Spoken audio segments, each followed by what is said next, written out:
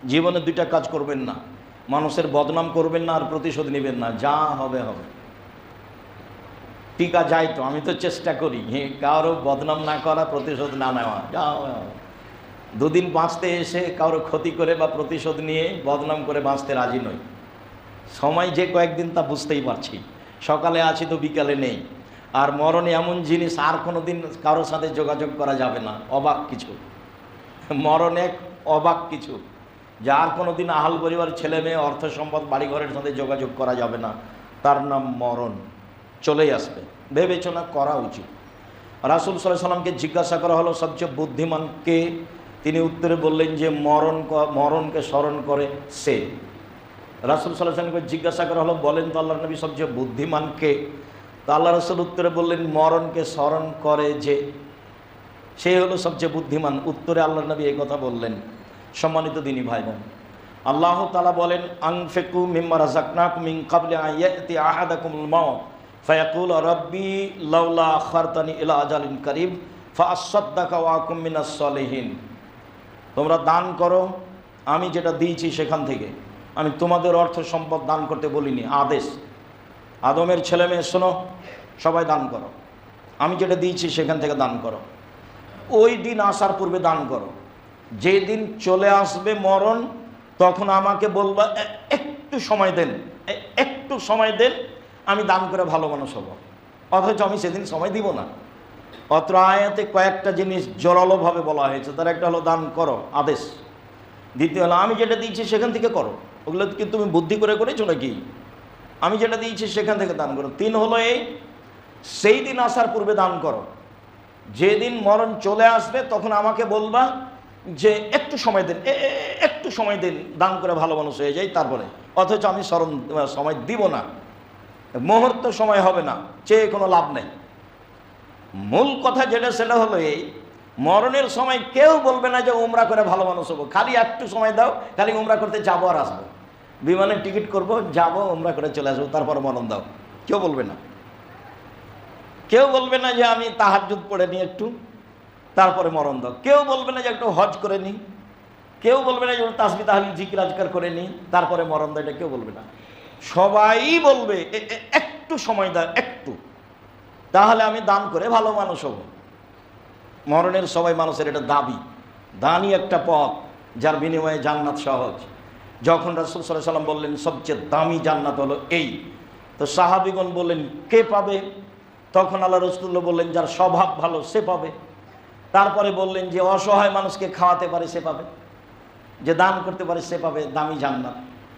রাসূল সাল্লাল্লাহু আলাইহি সাল্লামকে জিজ্ঞাসা করা হলো মানুষের জীবনে সবচেয়ে ভালো কাজ কি? মানুষের জীবনে। তখন আল্লাহ রাসূল বললেন মানুষের জীবনে সবচেয়ে ভালো কাজ অসহায় মানুষকে খেতে দেওয়া, ফকির মিসকিন। দ্বিতীয় বলে সালাম দেওয়া, যাকে চিনো তাকে, যাকে চিনো না তাকে। এখন তো মানুষ চিনে সালাম দেয়। আজও মিশরের লোকেরা বুঝতে পারেনি যে চীনে সালাম দিতে হবে। মিশরের লোকেরা মন্ত্রীও ভ্যান চালককে আগে সালাম দেয়, রিক্সাওয়ালাকে মন্ত্রী বলে আসসালামু আলাইকুম। দেশের নেতা যেই হোক না কেন, ওরা এখনো বুঝতে পারেনি যে মানে বাংলাদেশে যেভাবে সালাম দেয় সেভাবে দিতে হবে। বিত্তশালীকে সালাম দিতে হবে, বসকে সালাম দিতে হবে, বস চুপটি লেগে থাকবে। ওরা এটা এখনো বুঝেনি। তার মানে ওরা রাসূলের পদ্ধতিতে আছে এখনো এই জায়গাতে। সালামে সবচেয়ে উত্তম মানুষ ওই যে আগে সালাম দেয় সে। তো তাহলে ভ্যান চালকই আগে সালাম দেয়, ওই ভালো। তাহলে বসের চেয়ে ওই যে নিচে আছে গেটম্যান, ওই ভালো। সম্মানিত দিনী ভাই বোন, বলছিলাম বিচার মরণের সময়তে মানুষ দান করে ভালো মানুষ হতে চাইবে, আর কোনো পথ নেই। আল্লাহ তাআলা বলেন ইয়ামহাকুল্লাহুর রিবা ওয়া ইউরবিস সাদাকাত, দান মানুষের সম্পদকে বেশি করে দেয় আর সুদ মানুষের টাকাকে কমিয়ে দেয়। সুদ খেলে একদিন না একদিন ভিক্ষুক হতেই হবে, আজ হোক আর কাল হোক। আল্লাহর নবী বলেছেন নিঃস্ব হবে, আল্লাহ বলেছেন টাকা কমে যাবে।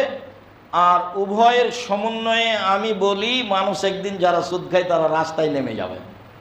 সে নামবে, নাহলে তার ছেলে নামবে, নাহলে তার ছেলে নামবে, এই টাকা থাকবে না। সুদ হলো টাকার প্রতি জুলুম করা। আব্দুল্লাহর এক বক্তব্য শোনেন, বুঝতে পারবেন সুদ কেন হারাম। এই জন্য হারাম যে ওর উপরে জুলুম হয়। তো দান করলে টাকা বেশি হয়, বাহ্যিক এটা আমরা বুঝি না। 100 টাকা দিয়ে 110 টাকা নিলে 6 মাস পরে বাড়লো, তো সুদে বাড়লো। আর 100 টাকা থেকে 10 টাকা দান করেছি, 90 টাকা বাক্সে রেখেছি, 1 বছর পরে যদি খুলি তো 90 টাকাই থাকবে। আল্লাহ বলছেন দানে টাকা বাড়ে আর সুদে টাকা কমে।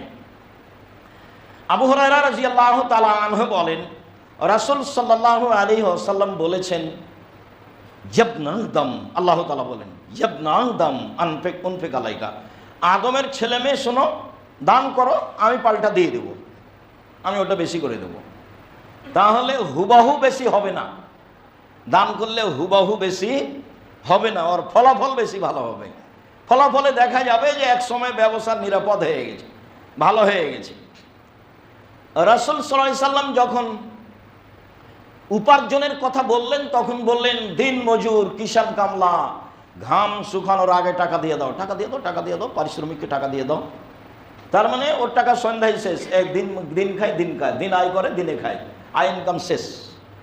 আর যে চাকরি, তখন বলছেন সাবধান, যেটা বেতন আছে তার চেয়ে যদি 1 টাকা বেশি করো তাহলে এটা আত্মসাৎ। আর যখন জমি চাষ, তখন বললেন যে জমি চাষের যন্ত্রপাতি, লাঙ্গল জোয়াল দেখলে এটা আমাকে ভালো লাগে না, এতে মানুষ ভীরু হয়ে যায়, অন্তর শক্ত হয়ে যায়, জমি চাষ জায়েজ, তবে পছন্দ করলেন না। আর ব্যবসা, তখন বলছেন আত্তাজির রাসাদে কালামিন, এখনই আমার কেমামা শহদা সিদ্দিকিন ওয়াল আম্বিয়া, বিচারের মাঠে সত্যবাদী বিশ্বস্ত ব্যবসায়ীরা নবীদের সাথে থাকবেন। ইব্রাহিম আলাইহিস সালামের সাথে সাক্ষাৎ হবে, চিন্তা করবেন না। ব্যবসা সৎ হতে হবে, বাদামের হোক, না হয় কলার হোক, আর না হলে ইনপোর্টে হোক, পৃথিবীর যে কোনো প্রান্ত থেকে। সত্য পথে ব্যবসা করবেন, ধোকা দিয়ে খুশি হবেন না। বাইতুল মোকাররমের চতুর্দিকে জুমার পরে একজন বলে পাঞ্জাবি, আরেকজন বলে 3000, তো 8, 10টা, 20টা, 50টা বিক্রি হয়, খুব খুশিতে বাড়ি যায়, আর বলে আরে আজকে ওর দাম তো 300 টাকা ছিল, 3000 টাকায় বিক্রি হয়েছে। এখন দেখবেন যে 2-3 মাস পরে লোকটাও নেই, দোকানটাও নেই, সব মুছে গেছে। ওটা সব প্রতারণা ছিল, ওগুলো থাকে না। বিশ্বস্ত ব্যবসায়ীরা নবীদের সাথে থাকবেন, সিদ্দিক শুহাদাদের সাথে থাকবেন।